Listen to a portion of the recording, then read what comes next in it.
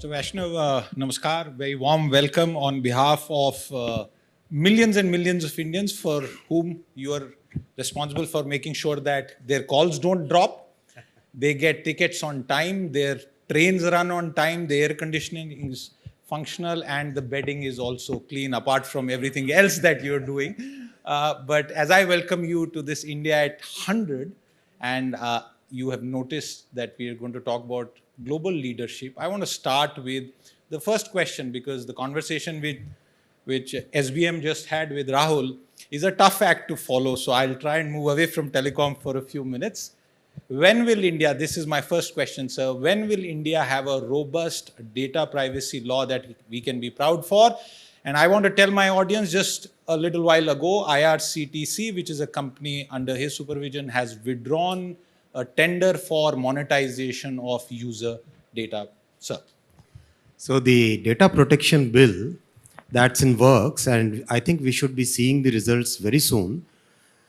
If you see the journey of this bill, when the Joint Parliamentary Committee suggested a series of amendments in a bill of 99 sections, there were 81 amendments suggested. Then there were about 17 major recommendations on top of it. So we had no choice but to redraft it. Redrafting is practically done, and Honorable Prime Minister has said that even though there is a very long series of consultations which have gone, still we must thoroughly consult with the people, with all the stakeholders. So very soon we will be uploading the revised draft, which will be meeting your expectations and meeting that from entire country. There is an expectation that the bill should be very neatly drafted. It should be easy to understand. It should be relevant with the times.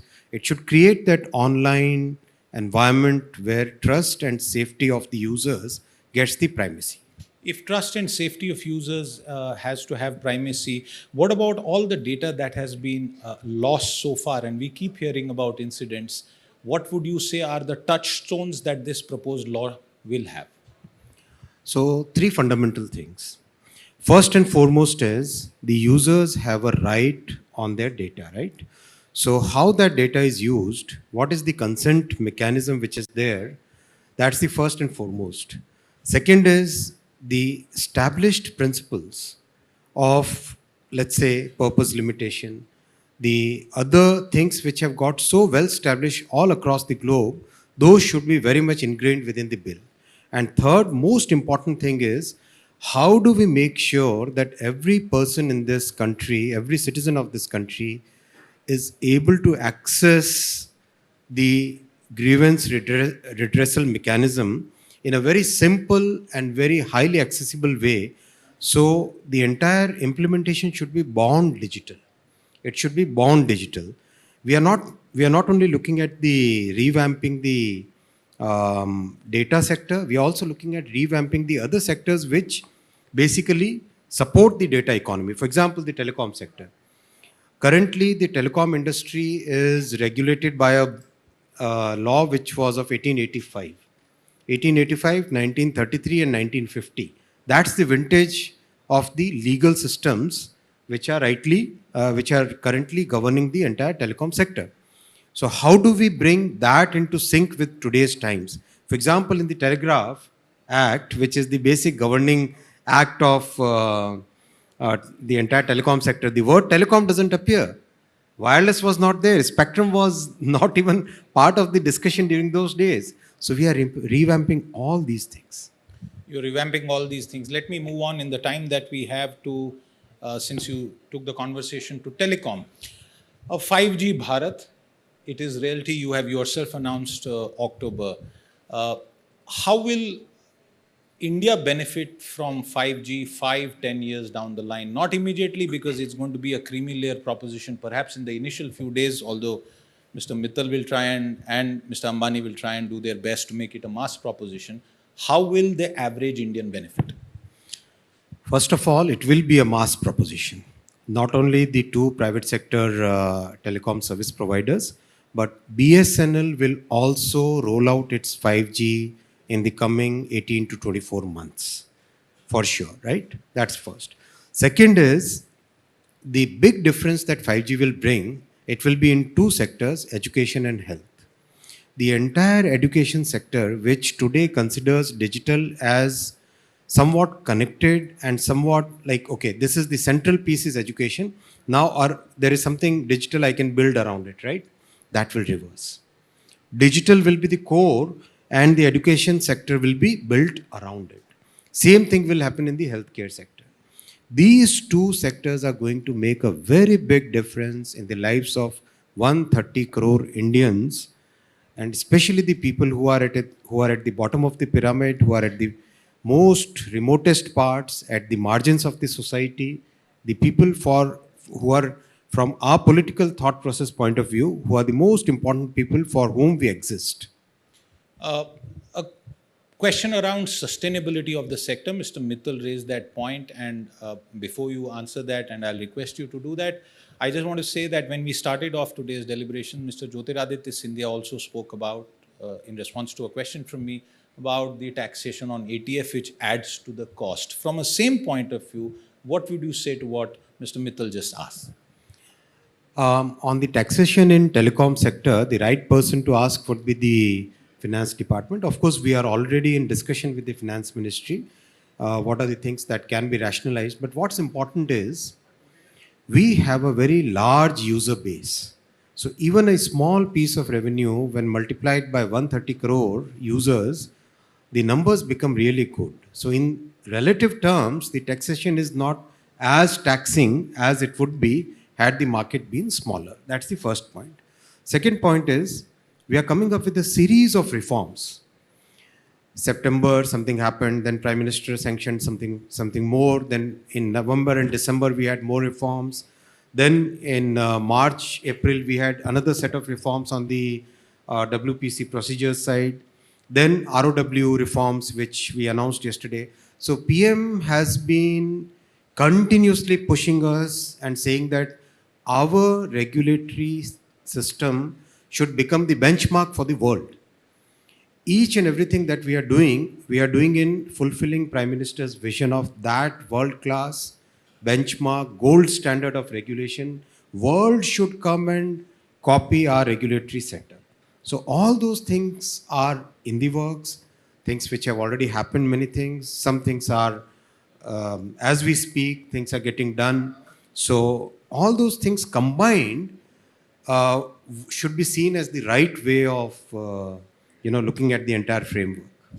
Mr. Vaishnaw, Prime Minister Modi has several times said that it's not the business of the government to be in business. A lot of the taxpayer money that is collected from telecom perhaps is also going into Bharat Sanchar. Your government, the Prime Minister's government, has taken a very bold decision around Air India. Why are you still invested in Bharat Sanchar? There is a very substantial, vibrant private sector that is already delivering on the needs. Bharat Sanchar could not even do 4G for historical reasons. Listen, telecom as a sector has a very important strategic role. Look at disasters, look at our security point of view, look at any life, any aspect of our life is today touched by telecom. Having one public-owned entity which remains a very important market stabilizing factor is a very important goal, policy goal for the government. We are committed to make sure that BSNL stays as a healthy entity. It becomes a market stabilizing force. It also becomes a very big playground for developing Indian technologies. For example, the 4G, which has been developed by CDOT, the core network, the radio network developed by other partners of CDOT, today that is seen with great interest by the whole world. And where will you get a new technology to be tested on 100,000 sites simultaneously, right? For that you need a kind of government support which has been given in other geographies, and that's why they've been able to create their champions. So these are the purposes which BSNL will continue to play. BSNL will also play the role of reaching out to the farthest regions, the regions which are left out because of market forces, and provide good services because we believe in inclusive growth. Our government, Prime Minister Modi ji's clear vision, whether any scheme that it does, Absolutely, and I've asked people on the ground. There is absolutely no differentiation, no, absolutely no way to kind of classify whether this should be given to X to Y, whether it is on religion basis, whether it is on language basis, whether it is on caste basis. Everybody gets the same benefits. So that's a goal. That's a policy goal. That's the way our political thinking is. Can there ever be a goal, for example, for the removal of the universal service obligation levy, which is one of the levies that Mr. Mittal spoke about? We have a user development fee that is charged on aviation passengers. These are not even indirect taxes, they are levies which don't get counted. Can we expect that at some time all such charges will go? I don't think it will go. It shouldn't go. If you want to reach out to the remote parts of Odisha, of Jharkhand, of Chhattisgarh, of Northeast, of the border areas, which are not marketable in the sense that a company which has a balance sheet to present to its shareholders will be able to ever do, it has to be government support. And it's not just India which has a USO. It's the whole world which has a USO. There's a standard ITU norm which has been defined. And I think that's a very good construct. It should continue. It should change the form and put a large part of the fund developed also into developing new technologies for the telecom sector. Many of the telecom pioneers, the private sector pioneers in India started off with manufacturing. Bharti with phones, Mr. Mittal also did gensets, others did phones and a lot of equipment. Ericsson still does a lot of equipment out of India. What's the goal for Atmanirbharta in telecom? Obviously, the security reasons are understood by everyone, the China factor. What is your own sense about how Atmanirbhar will India be when it comes to electronics, IT and telecom sector? Very, very important question. I'm glad that you asked it. 2014. If you look at that period, we had hardly any electronics manufacturing. Forget telecom equipment, forget cell phones. It was not even thinkable. People were not even considering that India will ever become a player. What is the electronics manufacturing today?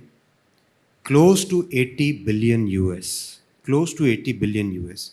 What is the number of people employed in the electronics manufacturing sector? Close to 2.5 million people employed in electronics manufacturing. What is the rate of growth of this industry, electronics manufacturing in India?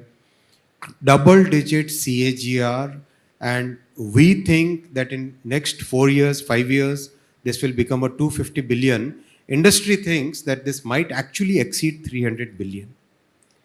It might actually exceed 1 crore employment in the coming 4 to 5 years. That is the growth story, and we should not just stop at that. We are now tweaking our policies to have more and more IP getting into those products. Not just manufacturing, but design also. And I'm very happy to share with the audience through you that today we just closed the applications for the design-led incentive scheme for telecom equipment. We have received 32 applications. I mean, imagine 32 companies willing to put their investment in India, not just for manufacturing, but putting their design efforts, putting their design teams. And it's not just for telecom equipment manufacturing, right? The entire spectrum end to end, right from semiconductors to the components, to the ESM assembly work, to the final thing, to the final product. And once the USO fund gets transformed into a slightly larger piece, we will also be looking at the software side of it. Why shouldn't India aspire to have its own operating system for mobile phones, right? Those are the things that we have to aspire, and we lost out the race in 2G and 3G because of various reasons, and mostly the political will was not there.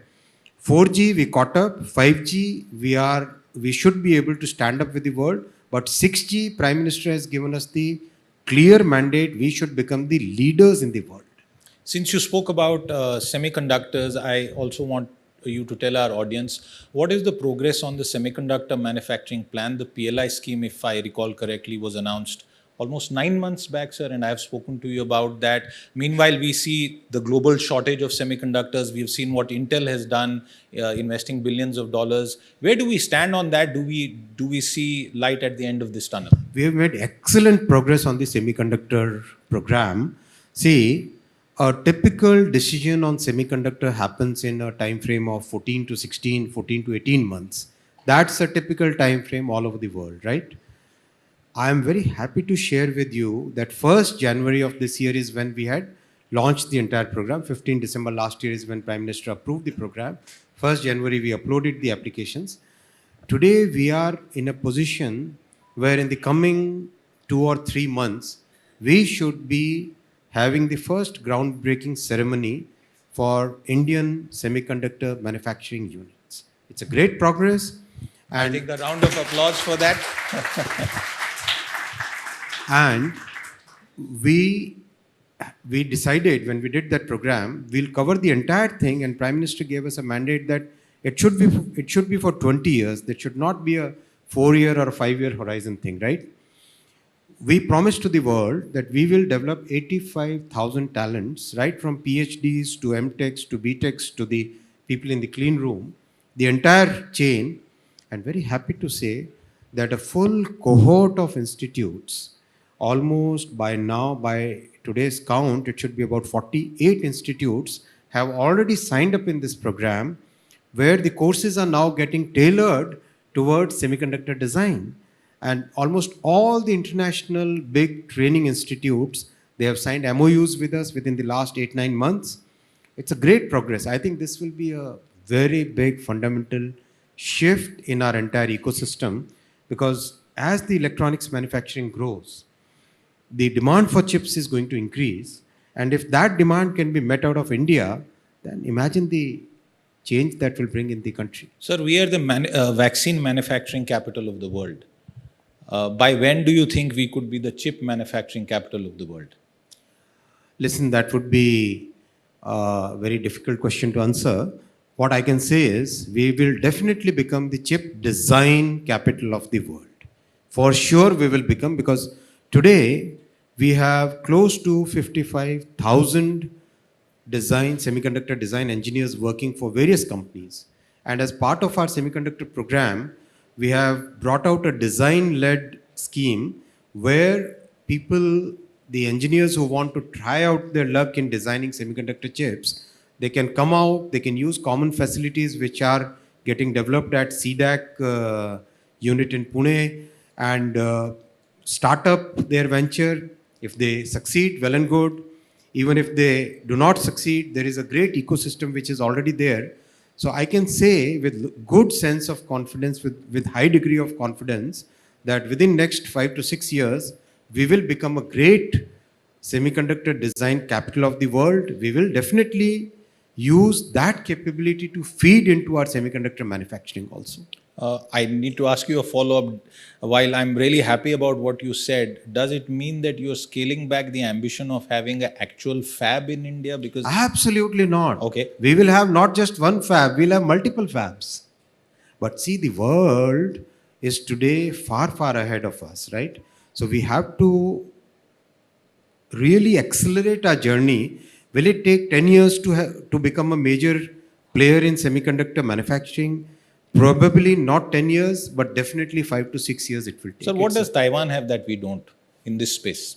Taiwan started very early. I wish the previous governments would have given the same importance to these things, very fundamental building blocks of economy, that the way Prime Minister Modi ji is given.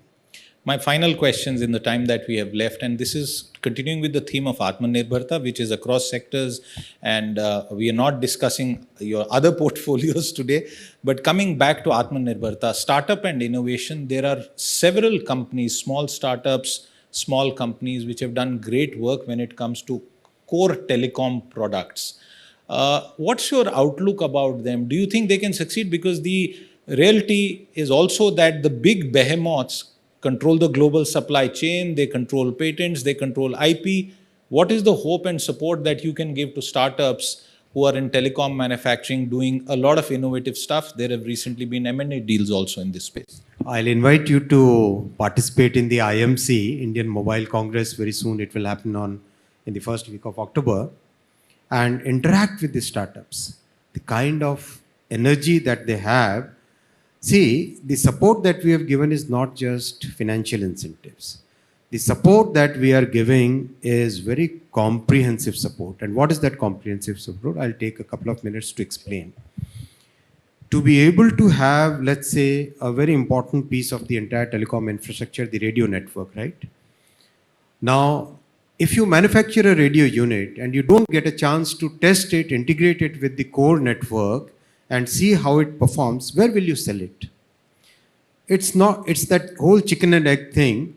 So the way we decided to break it is we asked CDOT to prepare to develop a 4G and 5G core. Now, any startup who wants to develop a radio network, which is a very large part of the capex, and of course later on the opex and the revenue side also, anybody who wants to develop a radio network gets an opportunity to integrate the radio in the CDOT core, then gets the opportunity to install that in the BSNL network. Imagine that kind of fundamental comprehensive support that a startup gets. And that is what the winning thing is. I can bet with you in 2 years' time, we will become a large exporter of telecom equipment. Forget just being them having those manufacturers and designers for India. They will be supplying to the entire world. That will be wonderful. Made in Bharat, made by Bharatiyas. My very final question, since we have to conclude on India at 100, 2047, sir, today if we have a billion handsets in the market, more or less, or 800, 900, if you take out double SIMs, a majority of them perhaps are manufactured overseas or with a large percentage of overseas manufactured components. By then, how much of it will be truly made in India, made by Bharat, by Bharatiyas? Much before that. Already significant part of India's telecom equipment, the handsets that we use, majority of them are manufactured in India. I mean, I think we should be reaching that goal by 27 or 26 itself. Absolutely. I didn't ask the minister about 5G speeds, but I know very soon if you follow his Twitter handle, there will be a video about train speeds. I'm not allowed to say anything more, but he's a minister who is not only responsible for faster airwaves, but even faster railway travel in all that he does. Ashwini Vaishnaw, always a pleasure. Thank you very much for your time. Thank you. Thank you. If you like the video, do like, comment, share and subscribe.